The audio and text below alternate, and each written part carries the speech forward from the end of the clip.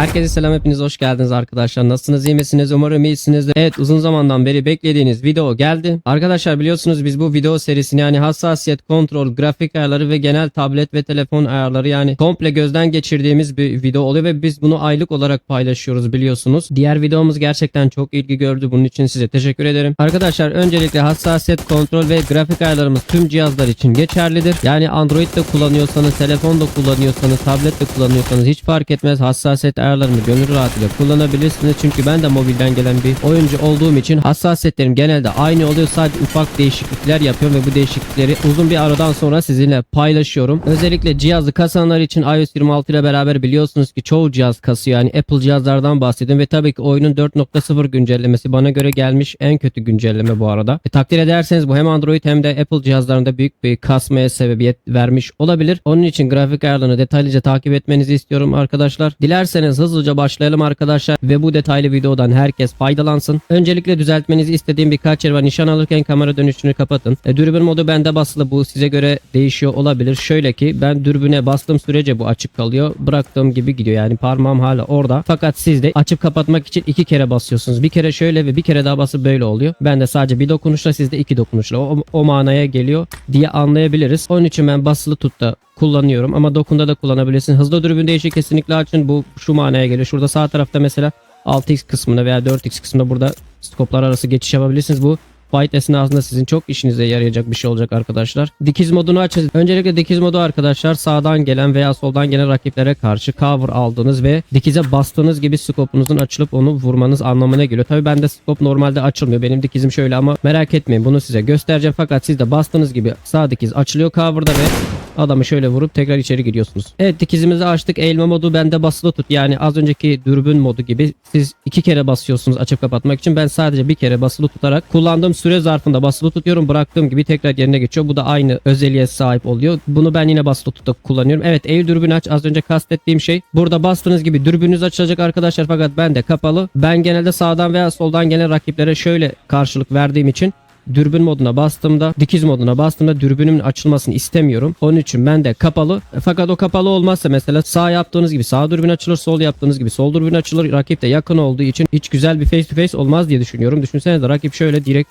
skopu kafasına açıyorsunuz. Çok yakında ama. Onun için ben yakında, şunlar kapalı olduğu için dilediğim zaman ateş edip uzak rakibe de dilediğim zaman şöyle açabiliyorum. Ekstradan dürbün moduna basarak. Kapalı yaptım. Eğilirken kamera dönüşünde kapalı yapın arkadaşlar. Ekranları çok hassas olduğu için bastığınız gibi kaymalar olabilir. Bakın mesela ben dikize bastığım gibi hiçbir şekilde kayma olmuyor. Yani dikize bastığım parmağımla kaydıramıyorum cihazı. Bu güzel bir şey ama dilersem ikinci bir parmağımla her türlü kaydırabilirim. O da tabii ki yukarıdan denetimli olduğu için istemediğim zaman hiçbir şekilde kaymayacak. Şimdi gelişmiş ayarlara gelelim. İşaret yardımını açın arkadaşlar. Kafadan vuruş sesini de açın. Atla tırmanı ayır yapın. Normalde bunlar bitişik. Duvarın yanında zıplamak istersiniz, tutunur ve güzel, hoş bir şey olmaz. Ben zıplamak istemiştim dersiniz. Halbuki oyun tırman diye algılar. Onun için ayrıra basınız, ikisi farklı olur. Eğilme ve yatmayı da kapatın arkadaşlar. Birleştir kısmını da kapatın. Hızlı fırlatma özelliğini açabilirsiniz. Sağlık malzemeleri fırlatma, onu da açabilirsiniz. Birinci şahıs değişimi, onu da açabilirsiniz. Kayma arena ile ilgili o kafanıza göre, onu siz ayarlarsınız kendinize göre. Dinamik tutuşu açmanızı tavsiye ediyorum. Üçüncü şahıs bende şu an 90'da arkadaşlar. Birinci şahıs da 103'te. Hızlı koşu hassasiyetim 100'de. Dilerseniz bunu 85'te çok güzel kullanırsınız. İsabet oranı, HS oranı daha da artıyor, haberiniz olsun. Ama daha hızlı olayım derseniz 100'e getirebilirsiniz. Nişan yardımını açmanızı tavsiye ediyorum. Neden mi? Çünkü tabletiniz büyük olduğu için rakibi orada tutturmak biraz zor olabilir telefona nazaran. Ama telefonda kendinize çok güvenebiliyorsanız nişan yardımını kapatabilirsiniz. Fakat bu çoğu zaman avantaj değil, dezavantaj olur, haberiniz olsun. Onun için ben nişan yardımını açık kullanıyorum. Önerilen yenilemeyi kapatın arkadaşlar. Vuruş konumlarını açabilirsiniz. Otomatik işaretli, o da açık kalsın. Sürekli sargı bezi kullan, onu da açın. Şu yatay kaydırma, hızlandırma, onu da açabilirsiniz arkadaşlar. Daha da burada önemli olan jiroskopunuzu daima açık, bu size kalmış. Ben jiroskopla oynadığım için, full jiroskopla olduğum için daima açık oluyor. Nişan özellikleri açınız arkadaşlar. Nişan basılı tut, her zamanki gibi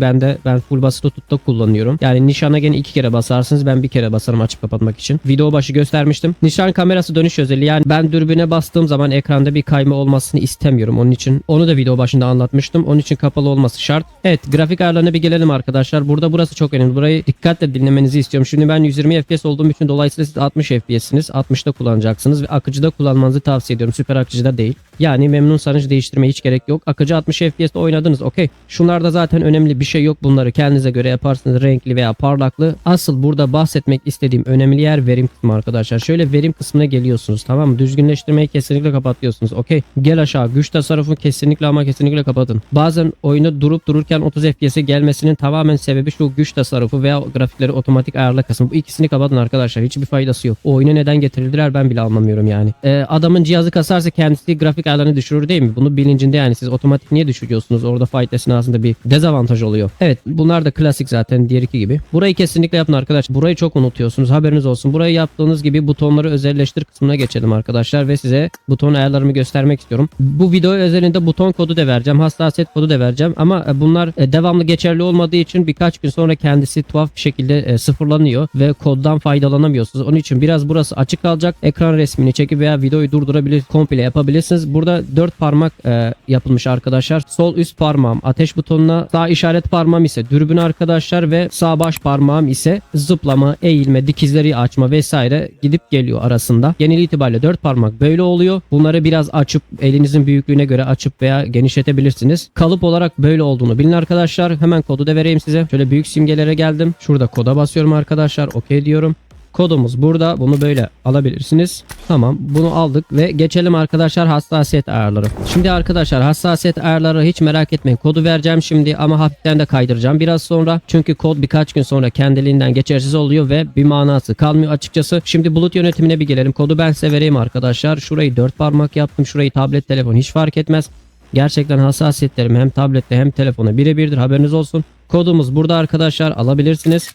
Okey. Kodu aldığınıza göre arkadaşlar şöyle hafiften aşağı doğru kaydıracağım. Şimdi şöyle kaydırıyorum. Lens kısmından yavaş yavaş videoyu yavaşlatıp arkadaşlar siz de benimle ilerleyebilirsiniz. Burada dikkat etmenizi istediğim bir şey var.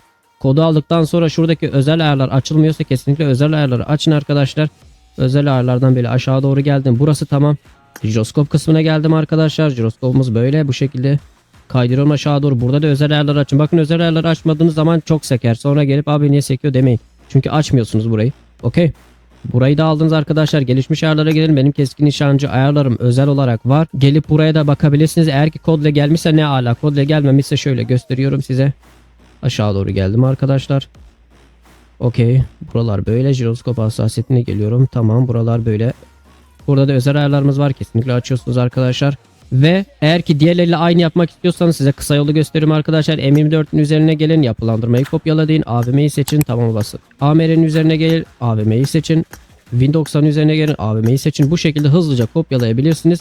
Tek tek yapmanıza gerek yok arkadaşlar. Şimdi toplama kısmına gelelim. Biliyorsunuz ki bu video genel oluyor. Hem yeni başlayanlar için hem de bazı ayarlarını bilmeyenler için elimden gelince tüm ayarları açıklamaya çalışıyorum. Yani nişangahı kapalı yapın arkadaşlar, toplamasın. Yerden alma önceliği uzatılmış şarjör olacak, haberiniz olsun. Burada da arkadaşlar hangi silah kaç mermi toplamda çantanıza alacağını ayarlayabilirsiniz. Ben bunları sonradan ayarladım, siz de ayarlayabilirsiniz. Örneğin ben 3 tane kit almasını istemişim. 2 tane enerji içeceği veya ne bileyim 4 tane bomba almasını istemişim gibi, bunlar güzel özellikler arkadaşlar. Nişangah ve efektlere geçelim. Ben açık mavi de kullanıyorum. Fakat açık pembe de iyidir diye düşünüyorum. Daha ince oluyor. Siyah da iyi ama mobilde oynuyorsanız siyah kullanabilirsiniz. Güzel. Efekt kısmını da size bırakıyorum. Star'da da kullanabilirsiniz. Yeşilde de kullanabilirsiniz. Ses ve dokunsal kısmına gelelim arkadaşlar. Burada da önemli bir ayar var. Şimdi cihazınız iyi olsa bile ben aşırı yükseği tavsiye etmiyorum arkadaşlar. Ben yüksekte oynuyorum ve hiçbir sıkıntı da yaşamıyorum. Şu ayarların bu şekilde. Bu arada düşükte kesinlikle kullanmayın. Cihazınız kötü olsa bile düşükte kullanmayın. Sesler çok kötü geliyor. Yani yüksekte kullanın, orta ayarlarda diye düşünüyorum. Şurası bu şekilde arkadaşlar. Okey. Şimdi arkadaşlar tüm ayarlarımızı detaylı verdiğimize göre buraya kadar izlemişseniz kesinlikle like atmayı ve abone olmayı unutmayın. Ayrıca Instagram'da tablet çekilişi devam ediyor. Instagram linkini açıklamaya bırakıyorum ve kendim geliştirdiğim 4 tane uygulamam var Google Play Store için. Bunu da ücretsiz indirerek bana destek olabilirsiniz. Onun linki de açıklamada olacak arkadaşlar. Dilerseniz hızlıca bu ayarları gösterebilmemiz için arena maçına gidelim. Let's go. Şuradan giriyorum. Şu 1. Şu 2 oluyor. Şu 3. Kaç kill yaparız arkadaşlar? Var mı? Tahmin alayım. Sende ne var öyle birader? Güzel. Enerjimiz azdı bu arada. Let's go. Şunu da alacağım bu arada. Burada hızlı koşu hassasiyetim 100 arkadaşlar. Eğer ki Size çok hassas geliyorsa onu 85 yapabilirsiniz. Haberiniz olsun. 85'i tavsiye ediyorum VS falan atacaksanız. Ama ben daha çok klasik oynadığım için hızlı olmak işime geldiği için 100 yapıyorum. Hızlı koşu hassasiyeti. Siz 85 yaparsanız daha güzel bir oran olur sizin. İsabet oranı diyelim. Şöyle. Güzel. Nasıl ya? Vur onu kanka, vur. Allah'ım ya. Şuradan geçiyorum.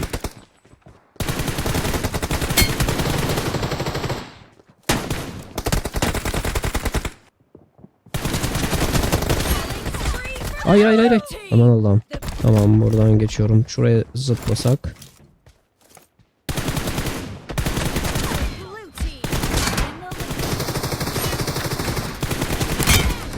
Nice.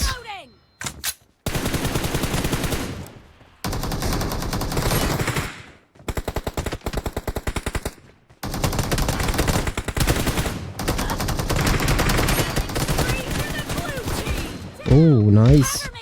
Şuradan bir gideyim, burada adamlar olabilir. Yok, ölmüşler bunlar, tamam. Şuraya güzel bir pusu attım. Ya da pusu yakışmaz bize. Yat aşağı. Altını fark etmiyor. Tamam.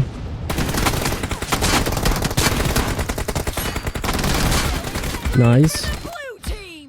Şuradan AKM'yi aldım. Bu arada ezici bir üstünlüğümüz var arkadaşlar.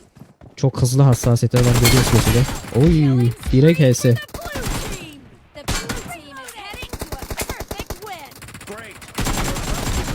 Nice. Burada böyle birinci şahısla test ettik.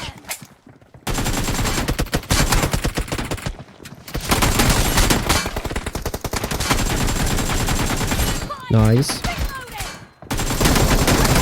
Nice, very nice. Çok iyi bence arkadaşlar. Süper. Evet, bu videomuz da böyleydi. Bence güzel video arkadaşlar. Kendinize dikkat edin. Like atmayı ve abone olmayı unutmayın. Ayrıca mutlaka açıklamaya da bakın. Çok güzel 2 link var. Kendinize iyi bakın. Bay bay.